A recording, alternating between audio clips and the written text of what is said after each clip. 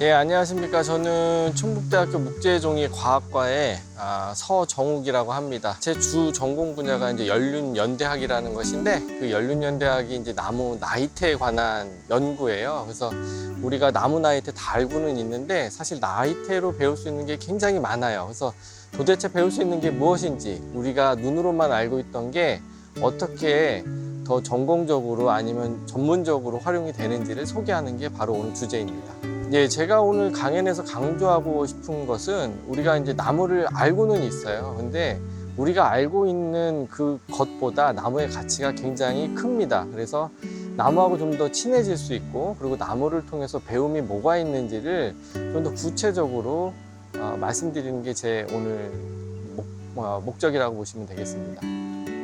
저는 어디서 저를 소개할 때 나무 대변인이라고 이야기를 해요. 왜냐하면 나무가 나이테를 통해서 우리 인간에게 메시지를 전해주거든요. 연륜연대 학자, 저 같은 사람인데 오늘 오신 분들이 앞으로 그 역할을 해주셨으면, 나무 대변인이 돼 주셨으면 하는 게 제 바람입니다. 네, 안녕하십니까. 서정욱입니다. 혹시 여기 나무하고 관련돼 있는 직업을 하셨든지 하고 계시든지 하시는 분 계세요? 나무. 그래요? 그러면 제가 오늘 말씀드리는 건 다 믿겠네요. 예. 근데 믿으셔도 됩니다. 우리가 알고 있는 나무가 사실은 그 나무라는 역사는요, 사실은 우리 인간하고의 같이 같다라고 보시면 돼요. 지구가 만들어지고 인류가 만들어지고 나서 우리가 무기를 만들고 아니면 연료로 쓰든지 간에 그때부터 나무는 인간하고 같이 지내온 생명체예요. 그래서 우리 DNA 안에 어딘가에는 나무가 거부감이 없어요. 편하시죠? 나무 보면. 그냥 어렵지 않은 주제예요. 근데 어디에서 강연을 하게 되면 나무로 강연하는 게 굉장히 어렵습니다. 왜 그러냐면은 모든 사람들의 경험치의 차이가 있어요. 그래서 나는 분명히 나무 이렇게 알고 있는데 하고 막 얘기를 하시더라고요. 그래서 심지어 전문가들끼리도 말이 많은 분야가 바로 요 나무예요. 믿을 수밖에 없는 하나의 사실이 있어요. 그게 뭐냐면 바로 나이테입니다. 나이테. 예. 그 나이테 보는 방법에 대해서 오늘 말씀을 드릴 거고요. 제 전공이 뭐냐면 연륜연대학입니다. 어렵죠? 예. 연륜이 뭐냐면 나무 나이테를 이야기하는 거예요. 나무가 어떻게 자라고 있고, 그러니까 나무에 대한 이해를 좀 더 구체적으로 알고, 그 다음에 나무를 통해서 우리가 배울 수 있는 게 무엇인지를 오늘 알려드리려고 하는 겁니다. 지금 보니까 이런 화면 보이면 저는 다 나이테로 보여요. 먼저 좀 이론을 한 1시간 정도 하고요. 그리고 나이테 조사하는 방법에 대해서 잠시 설명을 드리고, 그 다음에 여기 지금 교구를 좀 가져왔죠? 예, 요거를 가지고 대단한 일을 하시게 됩니다. 여러분들이 오늘. 요거 뭐예요? 나이테. 그렇지. 나이테. 이거 눈으로 보는 나이테죠? 현미경으로 보는 나이테는 또 달라 보입니다. 예. 그래서 어떻게 다른지. 근데 그 현미경으로 보는 나이테가 수종마다 달라요. 수종마다. 나무마다. 이렇게 자른 거 무슨 나무인지 아세요? 너무 쉬운 거 가져왔다. 그래서 이제 그러면 이건 무슨 나무인지 아세요? 예? 요건 잎갈나무. 이제 뭐냐면 그 나무를 이렇게 가공을 하게 되면 이게 다양해요. 수종이. 그러니까 우리는 이렇게 가공을 하게 되면 무슨 나무인지를 모릅니다. 보통 때는 어때요? 우리가 나무 잎 가지고 알아내죠? 근데 저는 이 나무를 자른 나무 가지고 무슨 나무인지를 알아맞추는 사람이에요. 이제 그거에 대해서도, 그래서 그러잖아요. 나무를 또 속여서 파는 분도 계시거든요. 그런 일이 있으면 안 되는데, 그래서 이제 그런 모든 것들을 오늘 이제 다 훑어보려고 합니다. 오늘 강연 주제는 이미 다 공고가 됐지만 나무 나이테로 바라보는 세상이에요. 지금부터는 여러분들이 이제 나무가 돼서 이제 세상을 한번 봐주시면 되겠습니다. 자, 그래서 그 중에서도 이제 기후, 자연재해, 그리고 역사에 대해서 집중적으로 하려고 합니다. 너무 생뚱맞죠? 역사까지 나이테로 지금부터 보시면 돼요. 그러면 이제 처음에 시작할 때 먼저 광합성부터 말씀을 드릴게요. 오늘 시간을 통해서 제가 좀 간단히 다시 한번 리마인드 해드리고요. 자, 이제 나무가 어떻게 자라는지를 배워볼까 합니다. 나무가 자라는 방법은 이제 광합성을 통해서 하는데요. 제가 뜬금없이 이 두 가지를 여기다 화면에 띄운 이유는 뭐냐면 우리 나무를 포함한 모든 식물은 독립 영양자라고 해요. 뭐냐면 혼자서 다 알아서 하는 거예요. 왜냐하면 그렇기 때문에 나무는 풀은 태어난 데서 죽음을 맞이합니다. 움직이질 않아요. 왜 그러느냐? 광합성하기 때문에. 광합성이라는 것은 여기 있지만 물하고 이산화탄소를 가지고 포도당, 즉 영양분을 만드는 거예요. 물은 우리 이제 화학 구조식으로 H2O라고 하죠. H2O는 여기 바깥에도 보입니다. 어떤 특징을 가지고 있어요. 성질이 정해져 있죠. 그 다음에 이산화탄소 CO2도 마찬가지예요. 자, 그런데 오늘처럼 날씨가 따뜻하고 오늘 햇빛이 없는데 햇빛이 물하고 이산화탄소를 땅 때리면 어떻게 되느냐면 H2O가 HHO로 나누어지고 CO2는 COO로 나누어집니다. 그 다음에 이 햇빛 때문에 이렇게 쪼개진 게 다시 합쳐지면서 만들어지는 게 바로 뭐예요? CHO가 하나로 합쳐진 바로 포도당이 되는 거예요. 그게 이제 영양분이 되죠. 그때 남은 산소가 O가 두 개가 합쳐져서 우리가 알고 있는 O2, 산소가 되는 겁니다. 그게 부산물로 이제 산소가 만들어지는 거죠. 제가 이걸 말씀드리는 이유는 뭐냐면 이 세상에 이산화탄소, 지구에 이산화탄소 없는데 어디 있을까? 이산화탄소가 없는 데가 없죠. 자, 그 다음에 물은 웬만하면 비가 오는 데는 다 있다고 보시면 돼요. 그래서 아주 춥거나 사막처럼 물이 아주 부족한 데를 빼놓고는 풀하고 나무는 어디든지 다 있어요. 자, 그 얘기는 뭐냐면 그것만 있으면 살 수 있기 때문에 그렇죠. 그래서 움직일 필요가 없습니다. 나무는. 그래서 그걸 독립영양자, 혼자 밥을 만들어내기 때문에 독립영양자라고 하고요. 우리 인간을 포함해서 이렇게 이동할 수 있는 능력을 가진 동물들 있죠. 얘네들 왜 이동해요? 그렇죠. 먹이 찾아서 다니는 거죠. 얘네들이 사실 문제예요. 제일 문제는 저희들이라고 보면 돼요. 이 세상의 막내들. 왜냐하면 어떻게 우리는 뺐죠. 그리고 먹이를 위해서 막 잡아먹는단 말이에요. 이러한 행위가 사실은 왜 이루어지느냐? 우리는 스스로 영양분을 만들지를 못해요. 먹이를 항상 따라가죠. 그래서 이거를 종속 영양자라고 합니다. 자, 그래서 오늘 다른 건 몰라도 광합성이라는 것은 좀 알고 지나갔으면 합니다. 자, 그 다음에 우리가 모든 생명체는 세포로 이루어져 있어요. 모든 생명체는. 근데 동물세포하고 식물세포에는 큰 차이가 있습니다. 특히 나무하고는. 자, 동물세포는 이렇게 생겼어요. 막 하나로만 생겨가지고 동그래요. 그리고 막 찌르면 어떻게 막 찌그러지기도 하죠. 그런데 이 나무세포는 좀 달라요. 뭐가 다르냐면 이 세포벽이라는 게 있습니다. 지금 이게 다 세포벽이에요. 세포벽. 나무에 뼈 있는 거 보셨어요? 못 봤지? 예. 사람은 모든 동물은 뼈 있어 없어? 있죠. 예. 그러니까 뼈가 있기 때문에 저희가 이렇게 움직일 수도 있고 서 있을 수도 있죠. 근데 나무는 그 기능을 무엇이 한다? 바로 여기 세포벽이라고 표시되어 있는 요게 그 기능을 합니다. 자, 그리고 나무세포하고 동물세포의 차이 중에 하나가 또 뭐가 있느냐면 요 엽록체. 아까 광합성 얘기했죠? 광합성은 요 엽록체라는 세포가 하는 거예요. 그 다음에 요 액포라는 게 있는데 요 액포는 뭐냐면 요 세포의 형태를 잡아주고 그 다음에 영양분 및 노폐물을 여기서 이제 저장도 해주고 저장해주는 그런 기능을 하고 있어요. 결국은 요 세포벽 엽록체에 액포가 있다는 게 동물세포하고 식물세포의 가장 큰 차이입니다. 자, 처음에 이렇게 어렵게 좀 나가서 좀 지루하실 것 같은데 이제 어려운 건 다 끝났고요. 지금부터는 많은 제가 이제 아예 그 전공 수업을 하러 온 건 아니까요. 지금부터는 좀 다른 거를 해볼까 합니다. 먼저 나이테는 어떻게 만들어지나요? 나이테 우리 알고는 있는데 실제로 어떻게 만들어지는지를 자세히 알고 계신 분은 많지가 않아요. 근데 그거를 이해할 수 있으면 앞으로 나이테가 어떻게 왜 활용이 되는지를 이해하시는데 아주 크게 도움이 됩니다. 이 나무를 보게 되면 지금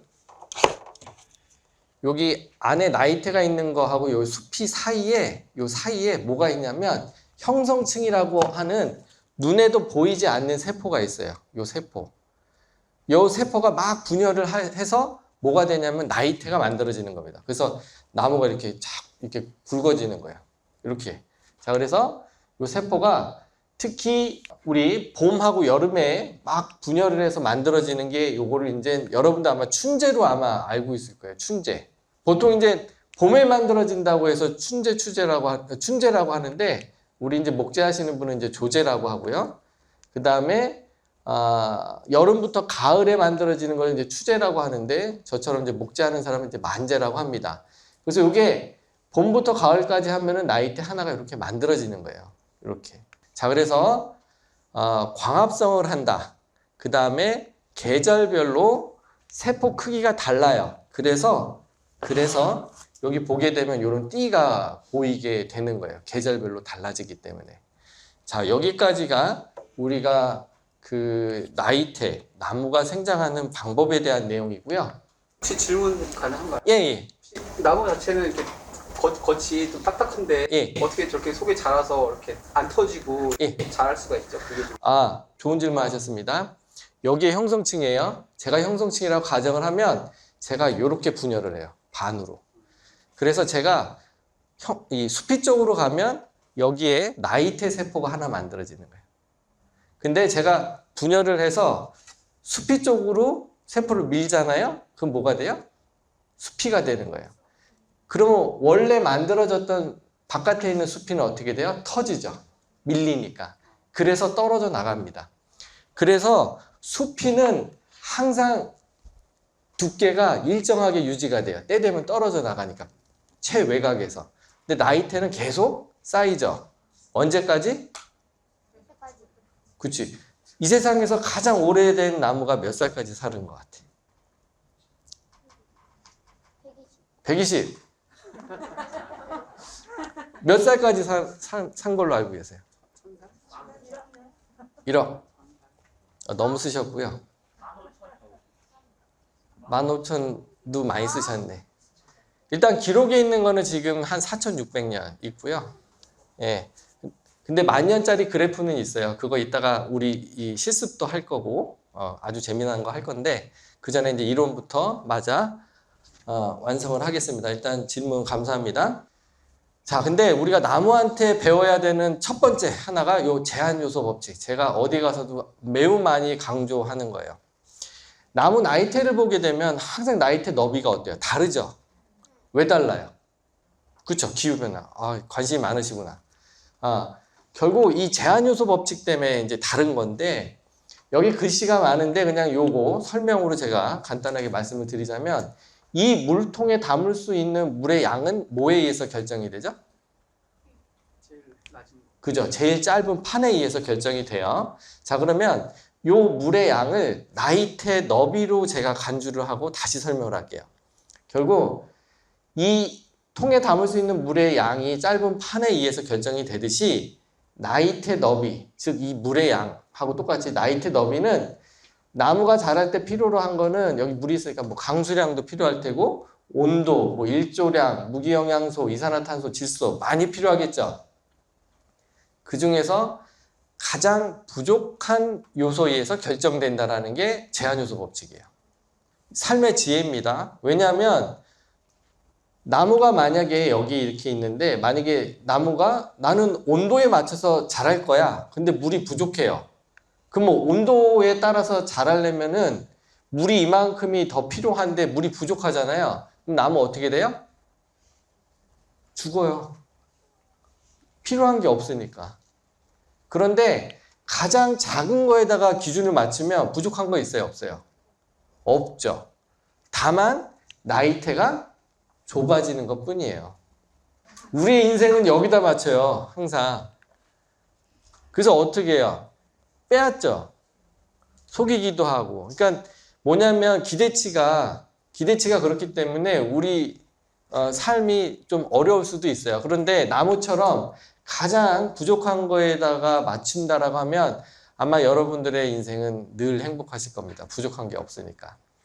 여기서 강조하고 싶은 게 뭐냐면 그렇기 때문에 동일한 수종이 동일한 생육 환경에서 자라면 나이테 여기 좁아지고 넓어지고 좁아지고 막 이렇게 변하죠. 이 패턴이 같아요. 굉장히 중요한 겁니다. 예, 요거 잊어버리시면 안 돼요. 동일한 수종이 동일한 생육 환경에서 자라면 나이테 너비 변화하는 패턴이 올라가고 내려가고 하는 게 매우 유사합니다. 자, 그게 어떻게 활용이 되는지 지금부터 이제 하나씩 배울 거예요. 자, 그래서 나이테를 연구하는 학문이 있나요? 그게 바로 이제 제가 하는 이제 연륜연대학이라는 거예요. 연륜이라는 게 바로 나이테, 추리, 나이테를 이야기하는 겁니다. 자, 그래서 연륜연대학을 우리 영어로 뭐 덴드로크로놀로지라고 하는데 이게 합성어예요. 뭐냐면 이제 그리스어의 덴드론, 나무라는 뜻하고 크로노스, 시간이라는 뜻하고 그 다음에 로고스, 학문이라는 뜻이 합쳐진 거예요. 그래서 여기 보면 아까 말씀드렸지만 나이테가 좁고 넓고 막 하다고 했잖아요. 제한 요소 법칙 때문에. 그러면 그 제한 요소가 뭐가 되냐면 여러 가지 환경 변화 있죠. 온도도 제한 요소가 될 수 있고 그 다음에 산불, 최근에 산불 났죠. 산불도 제한 요소 될 수 있고 그 다음에 뭐 홍수라든가 뭐 산사태, 오염 이런 게 다 제한 요소가 될 수 있어요. 이러한 것들이 결국은 뭐예요? 다 나무 나이테에 저장되어 있습니다. 자, 그런데 그러한 사건이 언제 발생했지? 라고 만약에 질문을 던진다면 나이테한테 물어보면 돼요. 왜냐? 이게 바로 그거예요. 나이테를 통해서 시간 정보, 이러한 다양한 환경에 시간 정보를 입혀서 우리가 필요로 하는 학문에 활용하는 게 바로 연륜연대학이에요. 그래서 결국은 뭐냐면 나무는 나이테를 통해서 이러한 정보를 우리한테 제공을 합니다. 예. 그러면 우리가 뭐예요? 나이테를 읽을 줄만 알면 되죠?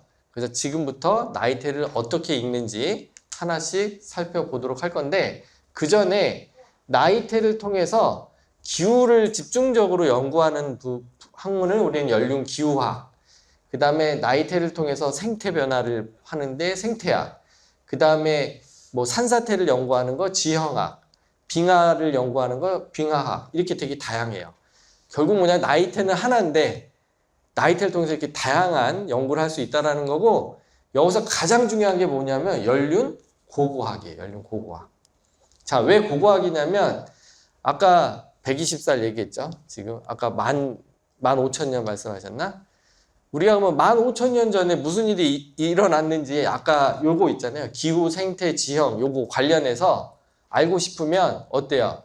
그때 만들어진 나이테만 있으면 되겠죠. 그죠? 그걸 찾아야겠죠. 그걸 찾는 게 바로 연륜 고고학이에요. 그래서 어떻게 찾느냐? 요렇게 찾아요.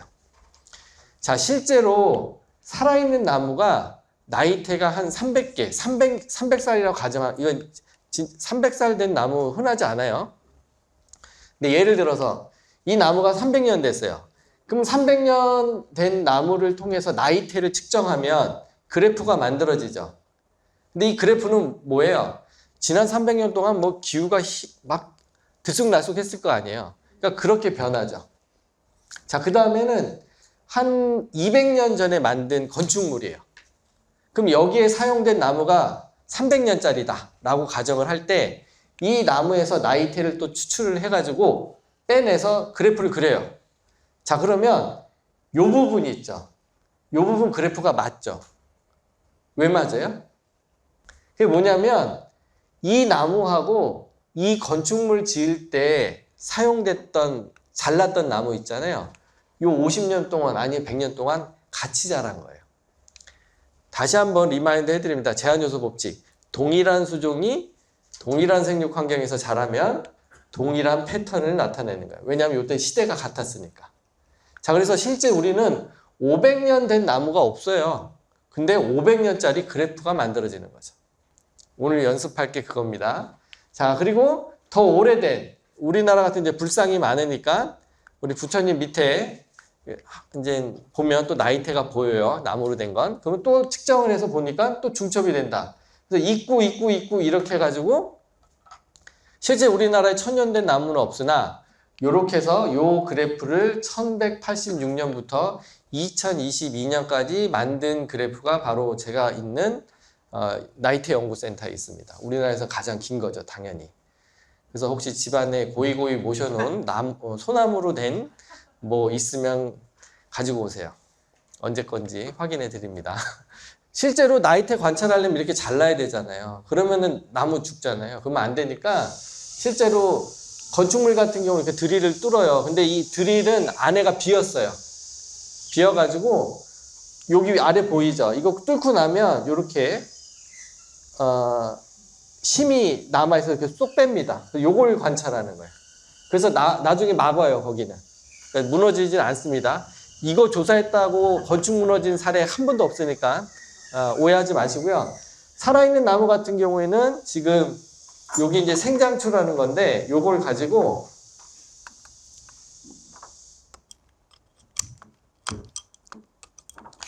요렇게 만들어서 이제 뚫어요. 그럼 앞에가 이제 나사처럼 생겼거든요. 그럼 나사처럼 생겨가지고 요 녀석이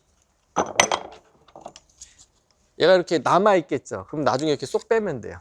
빼는 거는 이제 요 스푼이라는 거 가지고 하는 겁니다. 예, 요건 이따가 쉴 때라든가 제가 다시 설명을 해드릴게요. 이제 그렇게 해서 이제 소나무 같은 경우 송진이 나오는데 그러면 거기가 자연적으로 막혀요. 그래서 이제 나무가 살아가는데 전혀 지장이 없고, 그래서 여기 보면 이거 송진 채취하는 흔적인데 이 나무 아직 살아있잖아요. 이렇게 상처를 내는데도. 예. 그것도 그냥 상식으로 하나 알아두시면 괜찮을 것 같습니다. 자, 그러면 이제 나이테를 관찰해야 되니까 이렇게 그 나무 나이테 잘 보이게 저희가 이제 칼로 연마를 하든지 사포로 우리가 다듬게 됩니다. 그 다음에 이제 나이테 너비를 이렇게 이제 하나하나 측정을 하죠. 자, 측정하면 아까처럼 이제 그래프가 만들어지는 거예요. 자, 지금부터 이 오늘 주제하고 관련되어 있는 그 구체적인 내용이 나옵니다. 앞에서 이미 나무가 어떻게 자랐고 나이테가 어떻게 만들어지는지를 이해하셨기 때문에 제한요소 법칙도 배우시고, 그래서 아마 이해가 굉장히 쉬우실 거예요. 지금 이거는 제가 기회가 돼가지고 2011년에 혼자 이제 7월에 배낭 메고 여기 노르웨이, 스웨덴하고 핀란드, 스웨덴, 노르웨이까지 이렇게 다니면서 샘플링 한 적이 있었어요. 그때 찍은 사진인데 요때가 7월 12일이에요. 위에 뭐가 보여요? 눈 보이죠, 눈. 그러니까 여기는 눈이 항상 있어요. 그리고 눈 녹은 물은 이렇게 에메랄드 빛이 납니다. 예, 그게 좀 차이인데, 이렇게 추운 데서 자라는 나무는 제한 요소가 뭐죠? 온도, 그렇죠? 아주 집중력 좋으시네요. 그래서 거기에서 채취한 나무 가지고 나이테를 측정을 했어요. 요 굵은 선이 있죠. 그게 이제 그 굵은 선으로 이제 측정한 거니까 이거는 이제 100년 된 거죠, 거의. 그러니까 1905년부터 해서 이렇게 쭉 그래프를 그리고 요 실선으로 된 거 뒤에 있는 게 뭐냐면 7월하고 8월 온도예요. 패턴이 어때요, 이게? 비슷하죠. 아주 퍼펙트할 수는 없어요. 그러니까 온도가 7월하고 8월 온도가 올라가면 나이테 너비는 어떻게 된다? 예, 넓어진다. 예. 추워지면 좁아진다. 왜? 온도가 제한 요소. 그렇죠. 그래서 우리가 알고 있는 옛날에 뭐 10,000년 전에 온도가 어떻다 뭐 그렇게 얘기하잖아요. 그거 보통 빙하 조사도 하고 빙하 가지고 하는 화분 분석 같은 것도 하는데 정확한 거는 나무 나이테입니다. 왜냐하면 빙하나 화분 분석을 하게 되면 항상 플러스 마이너스 오차가 있어요. 나이테 나무 1년에 몇 개 만들어요? 1개. 1년 단위로 정확한 게 바로 나무 나이테예요. 예, 그래서 그런 자료를 보정할 때 그 자료가 맞아 틀려 이거 보정할 때도 나이테 자료를 활용합니다. 실제. 예, 이거는 지금 보니까 여기는 제한 요소가 뭘 것 같아요? 땅 보니까. 그렇죠. 그래서 이런 데서는 뭐예요? 강수량. 그러니까 뭐냐면 제한 요소가 무엇인지를 먼저 찾아내야 돼요. 그래서 그 제한 요소가 뭔지만 알면 그 지역에 있는 나무 나이테를 가지고 우리가 이런 조사를 하는 겁니다. 최근에 산불 났죠. 굉장히 위험한데 왜 위험하죠? 지금 제가 몇 마디 안 했는데 벌써 온도 400도, 500도 올라갔죠. 그리고 지금 600도 도달했고 몇 초도 안 돼가지고 얘가 잠깐 고개 돌린 사이에 이제 거의 800도까지 올라갔네요. 여러분들 산에서 이 산불 났을 때 이거보다 더 빨리 뛰실 수 있어요? 없죠? 정말 위험한 거예요. 자, 그래서 불 구경한 건 아니고 이게 불이 나게 되면 이런 상처가 나거든요. 요거는 이제 미국에 있는 세콰이어 파크에 있는 나무인데 이렇게 타요. 타면 이렇게 구멍이 생기는데 이 모양이 마치 고양이 눈처럼 생겼다고 해서 이제 미국 사람들은 이제 캣스아이라고 하는데 여기 보면 이 나무 죽었어요, 살았어요? 그렇지, 살았지. 예. 왜냐면 안에만 탄 거예요. 말씀드렸죠. 요 숲이 그쵸, 형성층만 살아있으면 돼요. 그러면 여기는 형성층이 없는데 이 옆에 숲이 밑에는 형성층이 있잖아요. 그러면 그 녀석이 덮죠. 그러면 나중에는 다 덮어요. 그럼 몰라요. 자, 그러면 제가 여기서 질문 하나 할게요. 아까 불만 구경하셨는지 관찰을 하셨는지. 불이 났습니다. 지금 이 사진을 보고 말씀하셔야 되는데 산불이 지금 앉은 자리에서 저 뒤쪽으로 이동을 했을까? 요거 1번. 앉은 자리에서 저 화면 뒤쪽으로. 2번은 뭐냐면 화면 뒤에서 앉은 자리로 산불이 이동을 했다. 요게 2번. 결정하셨죠? 1번은 앉은 자리에서 뒤에요. 1번. 자, 2번은 뒤에서 앞으로 2번. 최고. 맞았어. 예, 2번입니다. 2번. 자, 왜 그러냐면 불이 나면 어떻게 해요? 이제 공기가 따뜻해지죠? 공기가 따뜻해져 가지고 산불이 나면 안 그래도 바람 불면 좀 심각한데 바람이 만들어져요. 온도 차이 때문에. 여기 불 나면 여기 공기는 차갑고 여기 따뜻하니까 이렇게 순환한단 말이에요. 자, 그러면 지금 우리 눈앞에 보이는 여기에 불기둥이 이렇게 만들어져요. 불기둥.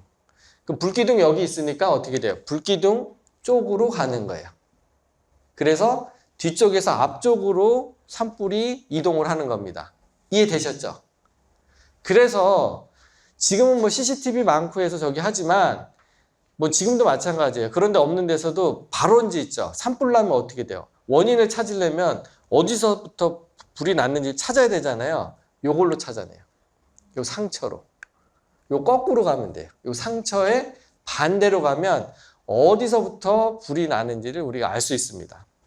그것만 아느냐? 요건데 여기 보면 화면에 잘 안 보이는데 여기 사람이에요. 요만큼. 이게 얼마나 큰지 보일 거예요. 지금 이제 일부러 불낸 건데 여기는 왜냐면은 요거 설명하고 다음에 설명드릴게요. 여기 보시게 되면 요 연도 써 있죠. 1245년, 1261년인데 요게 실제 아까 산불이 나서 상처가 나면 형성층이 옆에 여기는 없어지니까 이렇게 덮는 거예요. 그리고 이게 산불에 의한 건지 아닌지는 어차피 조사해 보면 알 수 있거든요. 자, 그럼 제가 지금부터 이 나무 나이테가 어차피 아까 말씀드렸지만 뭐 4000년 된 나무도 있다고 했잖아요. 근데 여기 보시게 되면 1245년이 뭐냐면 1245년에 만들어진 나이테고 그때 산화 흔적을 여기서 찾은 거예요. 자, 그럼 제가 지금부터 이제 산수할 건데 그 다음에 산불 난 걸 보니까 1261년에 산불이 났어요. 그러면 61에서 45 빼면 16이죠. 예. 맞아요? 예. 그 다음에 77년. 그 다음에 77년에 불이 났어요. 그럼 77에서 61 빼면 16이죠. 16년 이후에 또 불 났어요. 그 다음에 91년에 불이 났으니까 14년 후에 불이 나고 그 다음에 20년 후에 불 나고 좀 뭔가 패턴이 보이죠.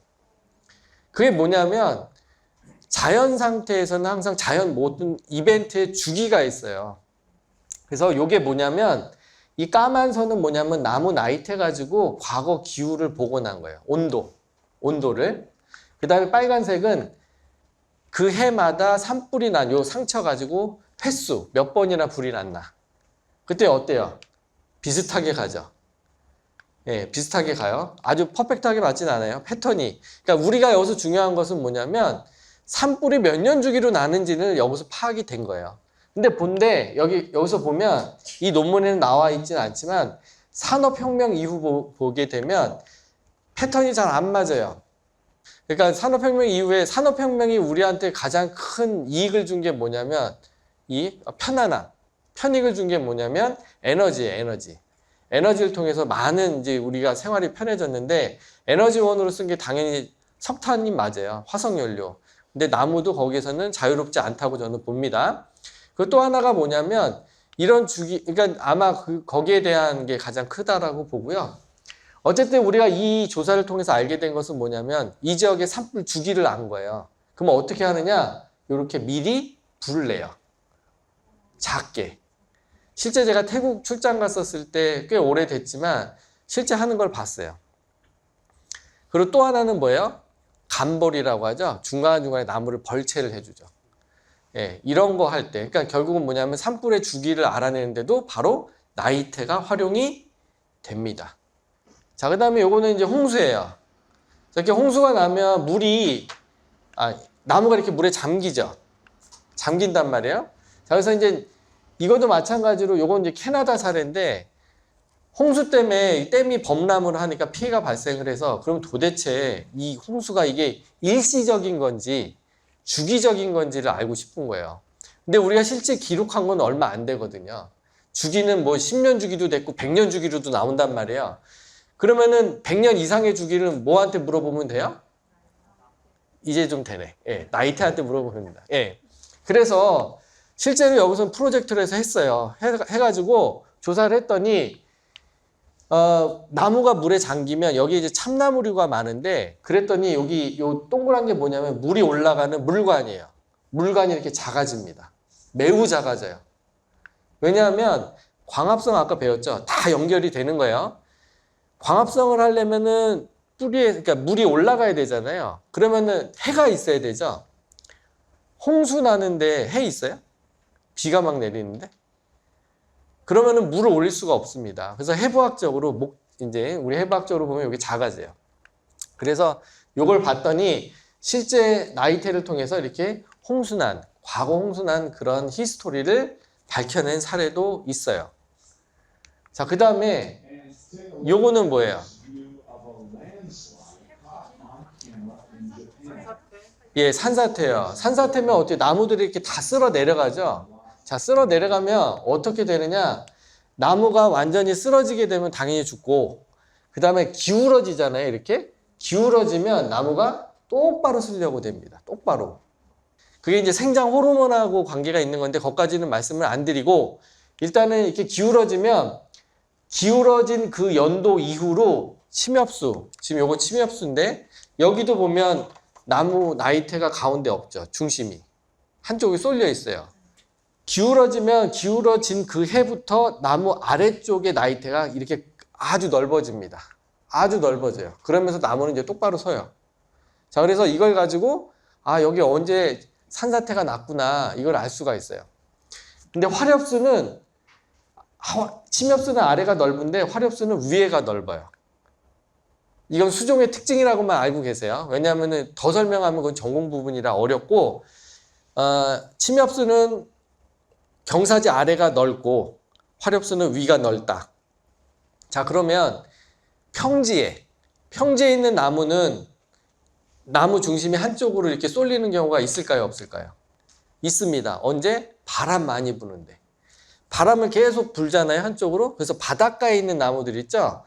똑바로 서 있는데 잘라보면 나무 중심이 한쪽으로 가 있어요. 왜냐하면 미니까 어떻게 해요? 얘랑 똑같은 원리예요. 안 넘어가려고 버티는 게 이제 호르몬의 변화가 생깁니다.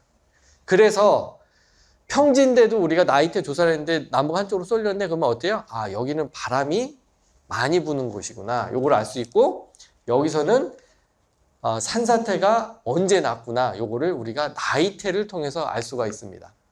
자, 요거는 이제 화산 폭발에 관한 건데, 요거는 이제 백두산에 관련된 거예요. 이제 과거에 이때쯤 뭐 천년 주기로 뭐 백두산 화산이 폭발했다고 하는데, 어쨌든 이거는 정확한 뭐 문서상의 근거는 없고 과학적 근거만 가지고 있어서 실제로 문서 가지고 하시는 분들은 잘 믿지는 않아요.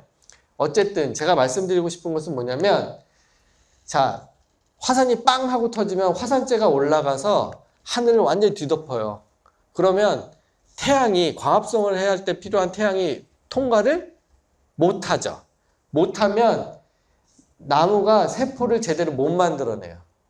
세포 벽이 두껍지가 않아. 그럼 어떻게 돼요? 이렇게 찌그러져요. 그래서 어차피 찌그러지는 이유가 여러 가지가 있는데 이런 경우에는 나이테 성분 조사하면은 이게 화산에 의한 건지를 알 수 있습니다. 결국 뭐다? 우리가 알지 못하는 천년 전 아니면 그 이전에 백두산 폭발 같은 경우도 뭐냐면은 일본의 그 화산재에 대한 그 기록이 증거가 있다라고 과학적으로 나온 거는 있어요. 어쨌든 그러한 식으로 해서 우리가 나이테를 통해서 화산 폭발에 대한 증거도 우리가 찾아낼 수 있다라는 겁니다. 여기까지는 오늘 강연에서 기후하고 재해에 관한 부분을 말씀을 드렸고요. 뜬금없이 역사는 왜 나이테 가지고 할 수 있느냐? 바로 이런 겁니다. 실제로 이건 실제 사례예요. 우리나라에서 나무 나이테 가지고 경해로 이거 언제 만들어졌는지 밝혀낸 첫 사례예요. 이 연구가. 1999년도에 경해를 대대적으로 보수를 합니다. 그래서 우리나라에서 연륜연대가 시작된 건 1990년부터 시작을 했고요. 오랫동안 좀 고난의 길을 걸었죠. 왜냐하면 믿어주질 않아서. 그래서 이때 실제 여기 지붕을 걷어내면 엄청난 목재가 위에 쌓여 있어요. 이걸 적심이라고 하는데 이 적심이 없으면 지붕 날아갑니다. 아마 지붕에 이렇게 많은 목재가 쌓여 있다는 거 모르셨을 거예요. 그래서 요거는 설악산에 있는 소나무 가지고 아까 요거 연대기 만드는 거 요거를 이제 나이테 그래프 요 나이테 그래프 만드는 거 아셨죠? 이렇게 만들어 놨어요. 그래서 우리가 이제 이런 그래프가 마련이 됐고 경해로에서 채취한 나이테를 가지고 그래프를 그린 다음에 이렇게 비교해 봤습니다. 자, 비교했더니 이렇게 맞는 거예요. 벌채 온도 나오죠. 그래서 벌채 온도를 봤더니 1866년에 나무가 벌채된 게 확인이 됐어요. 자, 근데 이 일성록, 그 임금님의 일기인데 여기에 보면 경해루가 경복궁이 고종 때, 1867년도에 다시 재건이 되거든요. 어때요? 1년 전이죠. 그러니까 결국 뭐냐면 문서로 되어 있는 기록을 나무 나이테로 확인한 거예요.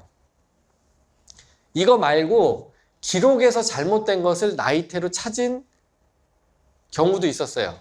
그거는 오늘은 생략을 하고 일단은 너무 정보가 많으면 어려우시니까 그래서 이런 식으로 해서 실제로 건축 연도도 알아낼 수도 있고 부처님 제작 연도도 알아낼 수도 있고 어떤 때는 실제 의뢰가 와요. 이게 어느 분 관인지 조상묘인데 어느 분 건지를 모르는 거예요.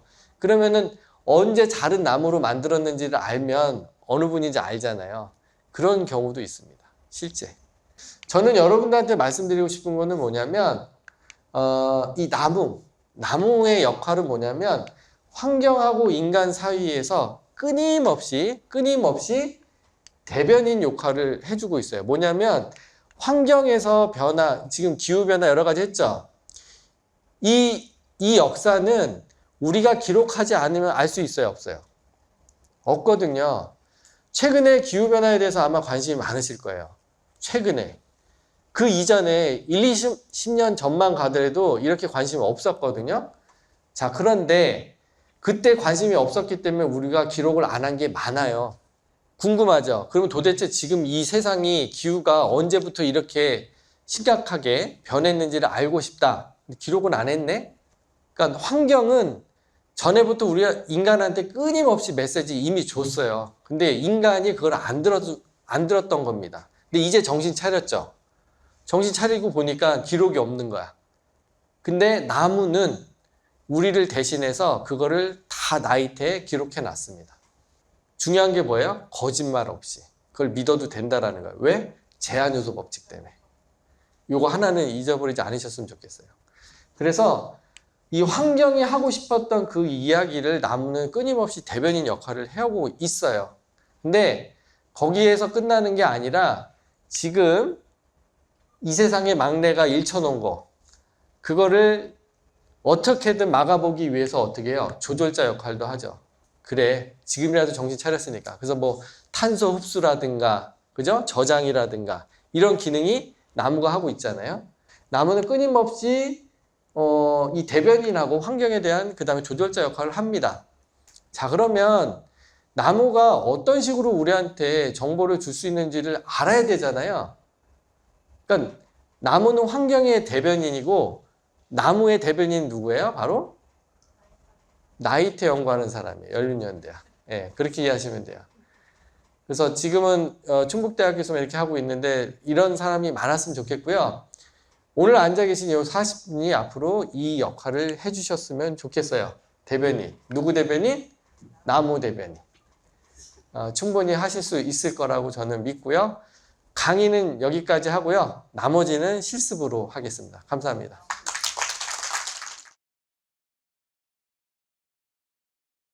저희가 이제 요거 나눠드리고요. 그리고 준비물부터 말씀을 드릴게요. 그 다음에 펜 나눠드리고, 그 다음에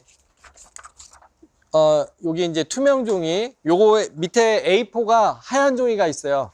왜냐하면 요걸 요 위에다가 이렇게 올려 놓으셔야지 이게 눈금이 보여요. 그래서 여기다 놓고 하시면 되고, 2인 1조입니다. 2인 1조. 한 분은 요 자로 나이테 너비 하나하나 다 측정하셔야 돼요. 그 다음에 한 분은 여기에다가 각 이 아래쪽에 있잖아요. 나이테 수라고 되어 있는 데 있잖아요. 그 수에다가 나이테가 만약 2mm다. 그러면 2mm에다 딱 찍으면 돼요. 그래서 점을 찍으세요, 먼저. 다 되면 자로 1년 단위 그걸 그래프를 다 그리세요. 이렇게 연결을 하는 거예요. 이제 여기다가 맞춰보는 거예요. 여기다. 요게 시간이 걸리실 수 있어요. 그래서 몇 년도에 벌채된 나머지를 알아맞추는 거. 예, 요겁니다. 이거 하시기 전에 뭐를 해야 되냐면 여기다 표시를 해야 돼요. 무슨 표시했냐면 나이테 5번째마다, 그러니까 1, 2, 3, 4, 5, 5번째에다 X표 치고요. 6, 7, 8, 9, 10에다가 10에다가 점 하나 찍어야 돼요. 그걸 왜 해야 되냐면 여러분들 측정하다 보면 하다가 내가 몇 번째 측정하고 있지, 이거 잊어먹어요.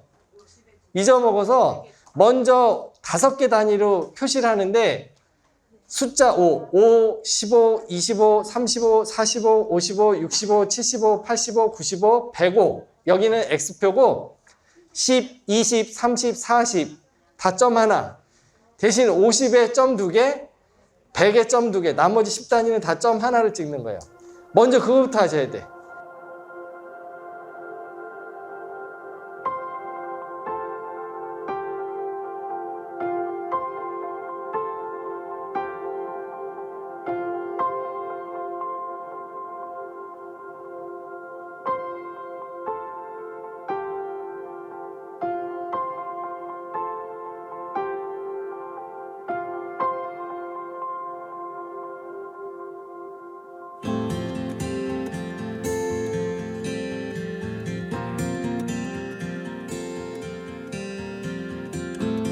지금 여기 끝나고 나면 저거랑 저기 그리신 거랑 요거랑 한번 비교해봐요. 그러면 아까 보면 이게 그래프가 얘가 어떻게 만들어진 거냐면 여기 시대, 여기 시대, 여기 시대, 여기 시대 이게 해가지고 끝에 맞춰가지고 여기 만들어진 거예요. 그러니까 실제 저희가 이제 이런 식으로 해서 아까 말씀드린 1186년부터 그래프가 만들어진 게 이제 그런 방법으로 만들어지는 거예요. 예.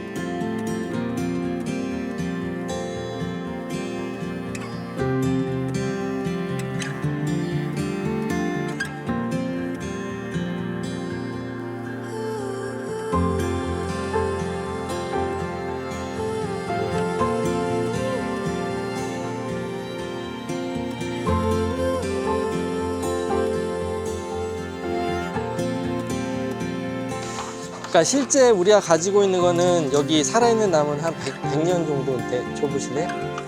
이걸 맞추면 이렇게 되죠. 2020년에서 그러니까 20, 그러니까 1, 2, 3, 4, 5, 6, 7, 8, 9, 10. 화렵수는 눈 좋으시면 여기 구멍 같은 거 보일 거예요. 물관이에요, 물관. 그리고 지금 여기 이렇게 돼 있는 거 있죠? 요건 이제 방사 조직이라고 해서 다른 세포예요.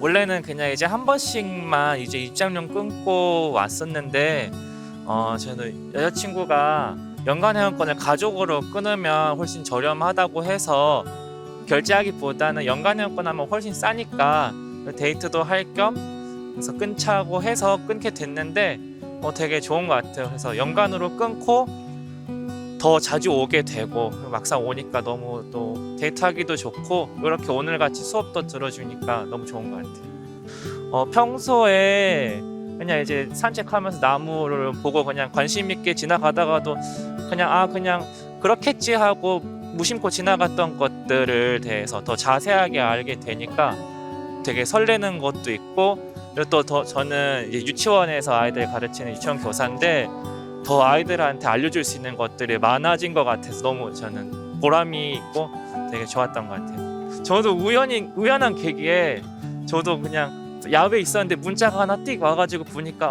이 수업이 열린다. 또 보자마자 바로 전화해가지고 여보 이거 빨리 신청하자, 우리 이거 주말에 수업 들으러 가자 해서 빨리 신청을 했는데, 여러분들도 문자가 오면 바로 확인하셔서 신청을 바로 하시면 유익한 수업 들을 수 있을 것 같아요. 예. 세종 수목원이 생기는 게 개인적으로 굉장히 큰 축복이라고 생각을 해서요. 그리고 세종 수목원이 시간이 가면서 아름답게 변하는 모습을 같이 동참하고 싶고, 그 동참하는 과정 중에서 우리 후손들한테 물려준 자원을 잘 활용할 수 있을 것 같아서 매우 뜻깊게 생각하고 가입을 했습니다. 수목에 대해서 우리가 보통 큰 거시적인 관점에서밖에 보지 못하잖아요. 근데 생장 환경이나 마이크로적인, 그러니까 작은 것부터 다 큰 것까지 전체를 아울 수 있어서 굉장히 좋았고요. 특히 이 내용 중에 그 식물의 세포나 생장 환경이 이렇게 아름다운 세상을 만들 수 있겠구나 하는 생각이 들어서 굉장히 뜻깊은 강연이었습니다. 수목원의 특성에 맞게 했으면 좋겠어요. 예를 들면은 이 수목원의 겉보기는 굉장히 아름답고 눈으로 보이는 게 좋지 않습니까? 그런데 그 아름답고 좋은 것들을 구성하고 있는 세부 내용이 어떻게 되어 있는지, 이 작은 것들이 모여서 큰 것을 이루고 있으니까 이 작은 것들의 아름다움을 볼 수 있는, 우리가 흔히 접할 수 없는 그런 지식을 접할 수 있는 이 프로그램이 있으면 굉장히 좋을 것 같아요. 수목원 강연은 이제 특히 명사추천 강의 같은 경우에는 우리가 잘 모르는 세상을 표현해주는, 그러니까 아름다운 세상을 어떻게 구성되고 있는지를 보여줄 수 있는 그런 굉장히 좋은 기회가 될 것 같고, 이런 교육은 쉽게 접할 수 없는 굉장히 깊은 지식을 가지고 있기 때문에 시간이 되시면 가능하면 많이 참석해서 이 자리를 함께 해줬으면 굉장히 고맙겠습니다. 그리고 이런 강연은 아무데도 쉽게 접할 수 없는 굉장히 알짜배기 강연이에요. 그래서 혹시 시청자들께서 이 내용에 대해 궁금한 점이 있으시면은 수목원에 연락 주시면 아마 친절하게 안내를 잘 해주실 것 같아요. 네, 고맙습니다.